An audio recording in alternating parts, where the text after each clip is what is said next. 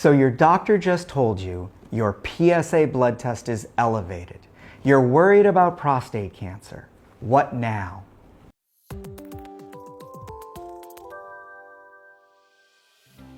Hi, I'm Dr. Steve Tucker, a medical oncologist at Tucker Medical in Singapore. And today, I'm going to speak with you about something that I'm passionate about. How to help men who have an elevated PSA blood test. PSA blood test is the so-called screening test for prostate cancer. And it's been a valuable blood test, but there are some ups and downs that we need to talk about and consequences to the PSA blood test that I can walk you through. So typically the PSA blood test, it always said 0 to 4 is the normal range. But a lot of men have a PSA that might be 5 or 6 or 7. There are actually a lot of reasons why a PSA blood test could be outside the normal range. The most common reason? Infections. Prostatitis, enlarged prostates, infections of prostate bladder, kidneys, even at times infections somewhere else in the body can temporarily increase the PSA outside the normal range. And that makes it not always the best test as a screening tool for prostate cancer. The second thing is chronic inflammation. Old scarring, old infections that have gone away may still cause the PSA blood test to be abnormally elevated. An even more common reason that the PSA blood test could be elevated is age-related change in the prostate. That's called benign prostate growth or benign prostatic hypertrophy amongst doctors, but we'll call it BPH. BPH is a bigger prostate. A bigger prostate, more PSA.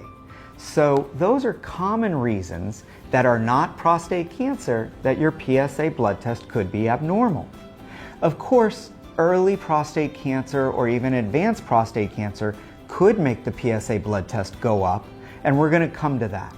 But it's my job right now, my interest, to make sure that men with harmless causes of increase in PSA don't get overdiagnosed or overtreated with prostate cancer. Here's the second thing to know about the PSA blood test and when it's elevated. Even if you're thinking it might be a sign or a worry for prostate cancer, we need to put prostate cancer in context with other medical problems. I'm often sent patients by family doctors, GPs, or cardiologists who have a high PSA, but they're sending the patient to me and not for prostate biopsy because we have to put the PSA and cancer risk in context of risk of heart attack, stroke, diabetes, obesity, Alzheimer's, dementia, fatty liver, arthritis, and all of the chronic illnesses that people are typically dying from or at least suffering from. So prostate cancer, when it's treated with surgery or radiation, has permanent side effects. Now, they may be minimized, but surgery and radiation are going to impact erections, urinary function. Men might need to buy diapers, but they might be cured too. So I don't want to be dismissive of the treatment, but the treatments do come with permanent side effects. Now, if you're a 75-year-old man with a PSA elevation, but you have heart disease, you've had bypass and diabetes, I think that your risk of cardiovascular illness probably outweighs the risk from prostate cancer. By the way, prostate cancer survival untreated for at least the first 5 years is 100%. A lot of people don't know that because cancer is a word that makes us all think illogically, as we should. Cancer is the most inflammatory word in any language. So of course logical thinking goes out the window, but then come talk to me because we have to put this in context. That's the key. Now let me give you a third piece of information that's absolutely critical to understanding PSA testing, and that's testing your male hormone levels. You can't properly interpret a PSA in the absence of a testosterone level. So men got Nobel Prizes 70 years ago for removing testosterone from patients with advanced metastatic prostate cancer. So it might seem logical that testosterone's bad, but that's not accurate. This is an example of saying testosterone might be a fuel for the cancer, but it's not the cause. That's like blaming gasoline for the fire when you should be blaming the match.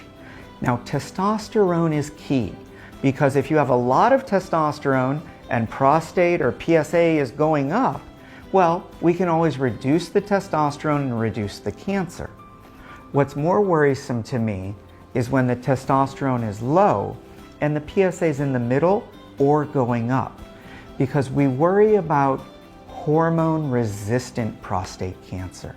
We worry about a prostate cancer or a PSA that's going up despite low levels of testosterone. And so you have to know the testosterone to know, is this PSA growing in an environment that has lots of food like testosterone? Or is this something that's growing in an environment that's very aggressive and doesn't have a lot of testosterone? Let me put a finer point on that.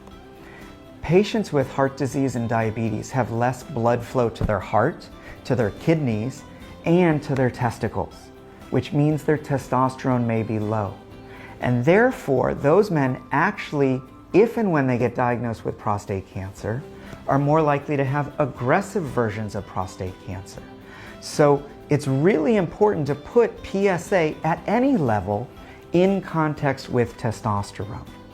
And I guess before we run out of time, I'd throw in that in the modern world, we also have the MRI machine. And increasingly, an MRI of the prostate is an incredibly useful tool for defining the shape, the structure, and the presence of early prostate cancers in the prostate. It's much better than the old finger exam in the tushy.